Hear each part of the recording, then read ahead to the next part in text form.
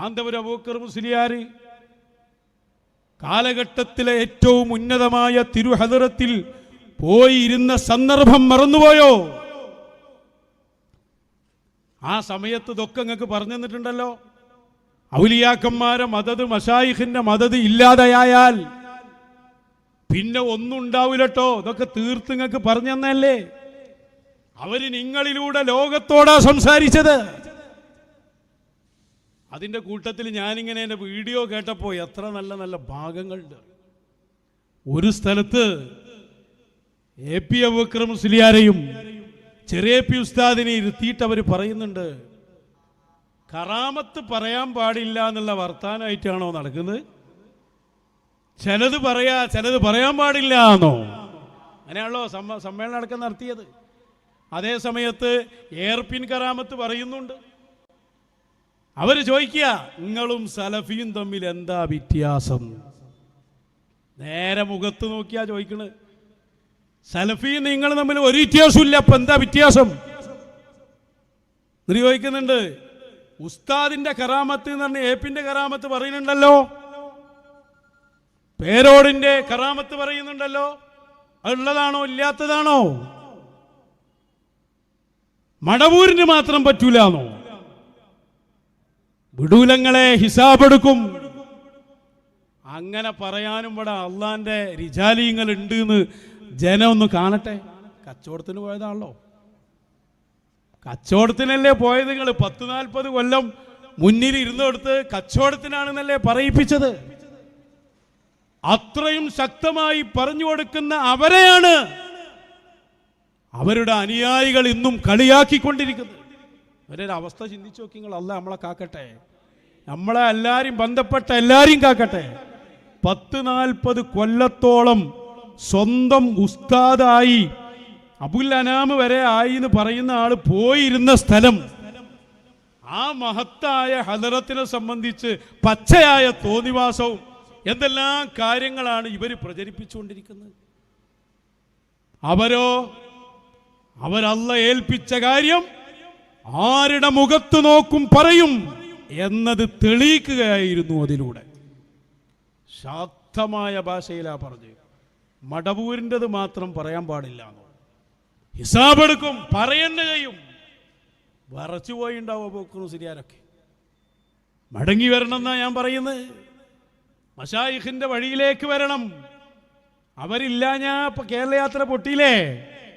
അതിന്റെ മുമ്പ് എറണാകുളത്ത് 89-ൽ നിങ്ങൾ സമ്മേളനം നടത്തിയിരുന്നില്ലേ? ആ സമ്മേളനം നടത്തിയ നിങ്ങൾക്ക് ഇത്ര അനുയായികൾ ഉണ്ടായിരുന്നോ?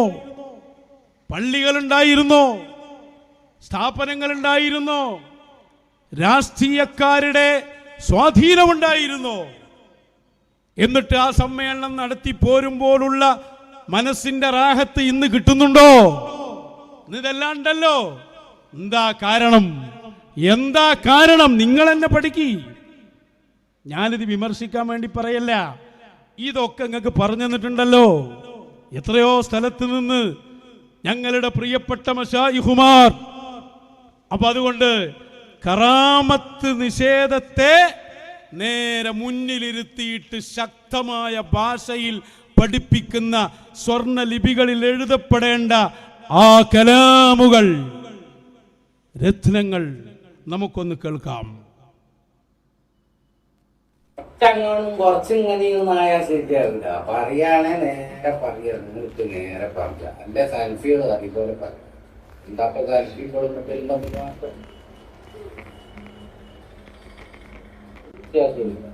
എന്തിനാ ഭയപ്പെടുന്നത്? ഈ സംഘടന ഉണ്ടാക്കാനും സംഘടന മഹത്വം പറയാനും ഈ സംഭവങ്ങളാക്കാൻ നിലനിർത്താനോ ഒക്കെ മടവൂരിന്റെ പേര് പറയുകയും ചെയ്യുക.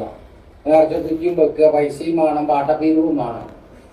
സ്ഥാനം പറഞ്ഞൂല, കറാമത്ത് പറഞ്ഞൂല. എന്നാ ഉസ്താദിനെ പറ്റി കറാമത്ത് പറയുന്നുണ്ടല്ലോ, അതുള്ളതല്ലാത്തതോ? പേരോടിനെ പറ്റി, രാജുലോധനെ പറ്റി ഇവിടെ പല മഹത്വവും കറാമത്തും പറയുന്നുണ്ടല്ലോ, ഇതുള്ളതോ ഇല്ലാത്തതോ? ഇതൊക്കെ എന്തെന്ന് പറയാമെങ്കിൽ മടവൂരിനെ പറ്റിയാ പറയാൻ ആളില്ലാത്തത്. വിടൂലേ, ഒരു ഇഞ്ച് വിടൂല. ആരും മനസ്സിലാക്കണ്ട, ഇറങ്ങി തന്നെ ചെയ്യും. നാട്ടുകാർ മതി, വേറെ ആരും വേണ്ട. നമുക്ക് മുന്നിലേർ എന്തു പറയാനാവും? നേരെ പറയല്ലേ. കാന്തപുരം ബക്കർ മുസ്ലിയാരെ മുഖത്ത് നോക്കിയിട്ടാ പറഞ്ഞ് വിടൂല, ഹിസാബ് എടുക്കന്നെ ചെയ്യും. മടവൂർ ശൈഖിന്റെ കറാമത്ത് പറയാൻ പറ്റൂലെന്നോ നിങ്ങൾ പറയുന്നുണ്ടല്ലോ, അതുള്ളതാണോ ഇല്ലാത്താണോ? നിങ്ങളെ സംഘടനക്ക് വേണ്ടി ശൈഖുനാന്റെ പേര് പറയുന്നുണ്ടല്ലോ, നിങ്ങളെ സംഘടനക്ക് വേണ്ടി നേർച്ചക്കുറ്റി വെക്കുന്നുണ്ടല്ലോ, അത് ആവർത്തിച്ച് കേൾക്കണ്ടേ? ഞങ്ങള് ഓരോന്നും പോയിട്ട് പിന്നെയും പിന്നെ എടുത്ത് കേൾക്കണം. കാന്തപുരം മുസ്ലിയാർ സുൽത്താനാന്ന് പറഞ്ഞാൽ അവിടെ പോയാൽ പൂച്ചക്കുട്ടിന്റെ താഴെ ഉണ്ടാകുക. കാരണം എന്താ? ഇരിക്കുന്നത് ലോക ചക്രവർത്തിയാണ്.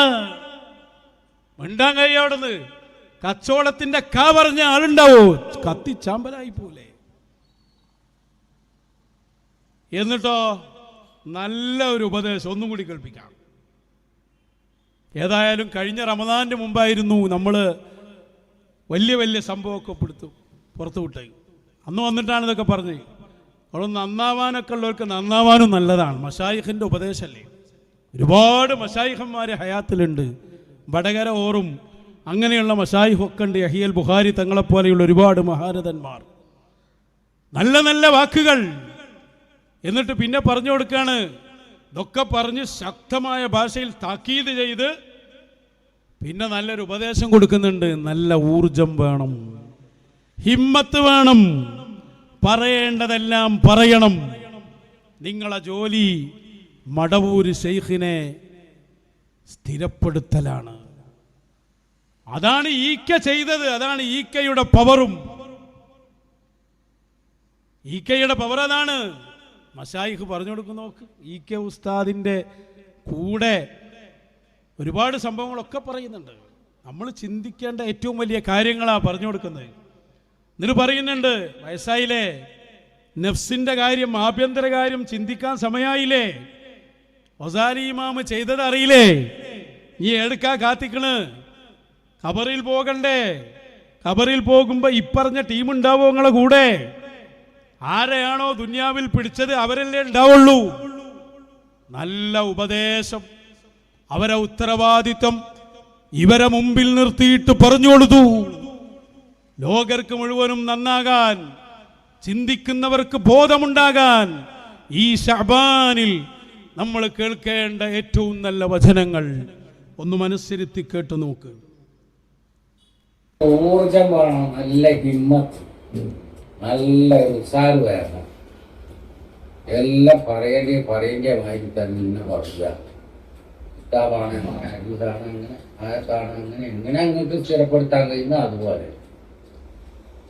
സ്ഥിരപ്പെടുത്തേണ്ടത് നിങ്ങളാണ്. ഇടപെടുന്നത് ഈ കാര്യം സ്ഥിരപ്പെടുത്തി പോയതാണ്. ഇത്തരം പൗരൻ അതാണ്.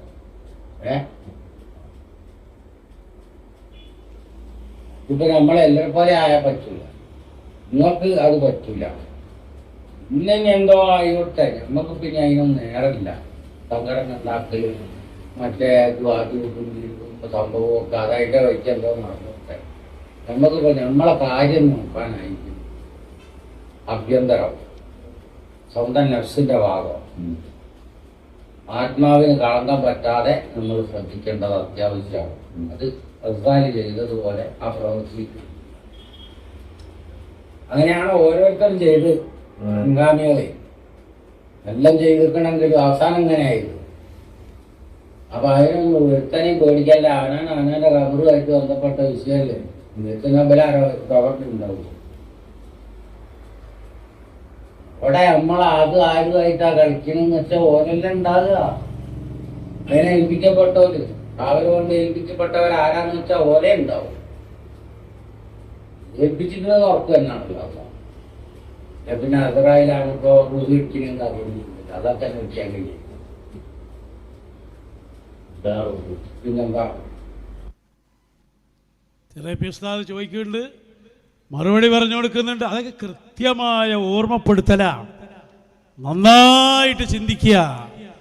ശരിക്ക് എല്ലാവരും നേതൃത്വം നൽകുന്ന ഏറ്റവും ടോപ്പ് ആളടക്കം. ഇത് ഒരു സമയത്തൊന്നുമല്ല. ഇ കെ ഉസ്താദിന്റെ സംഭവം ഞാൻ പറഞ്ഞില്ലേ.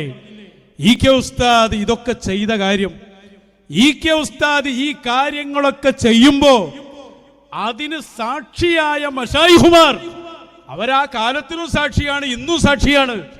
അവരൊന്നും മറന്നിട്ടില്ല.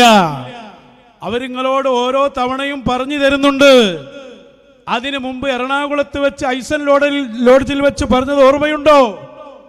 അതിൻ്റെയൊക്കെ മുമ്പ് 1989 എറണാകുളം സമ്മേളനം നടക്കുമ്പോ ആ എറണാകുളത്ത് ബിസ്മി ലോഡ്ജിന്റെ 301-ാമത്തെ റൂമിൽ വെച്ച് അന്ന് അവർ നിങ്ങളോട് പറഞ്ഞ സംഭവം ഓർമ്മയുണ്ടോ എന്ന് പഴയ ഓർമ്മയിലേക്കൊന്ന് തിരിഞ്ഞു നോക്കണേ എന്നുകൂടി ഞാൻ ആവശ്യപ്പെടുകയാണ്.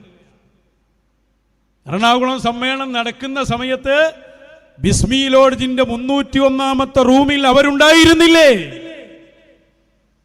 MA ഉസ്താദ് ഉണ്ടായിരുന്നില്ലേ? അപ്പുറത്ത് അണ്ടോണ ഉസ്താദ് ഉണ്ടായിരുന്നില്ലേ? പാറന്നൂർ PP ഉസ്താദ് ഉണ്ടായിരുന്നില്ലേ? ഈ ഉസ്താദുമാരൊക്കെയുള്ള ആ സമയത്ത് എന്താണ് ആ റൂമിൽ വെച്ച് സംഭവിച്ചത്? എന്താണെന്ന് നിങ്ങളോട് അവർ പറഞ്ഞത് മറന്നുപോയിട്ടുണ്ടോ? ശരിക്കും ആലോചിച്ചോളൂ. നിങ്ങളുടെ അവസാനം വരെ സൂക്ഷിക്കേണ്ട എന്നും ഓർത്തുവെക്കേണ്ട കാര്യങ്ങൾ ഓരോ തൃക്കാഴ്ചയിലും അവര് നിങ്ങളോട് സംസാരിക്കുന്നുണ്ട്.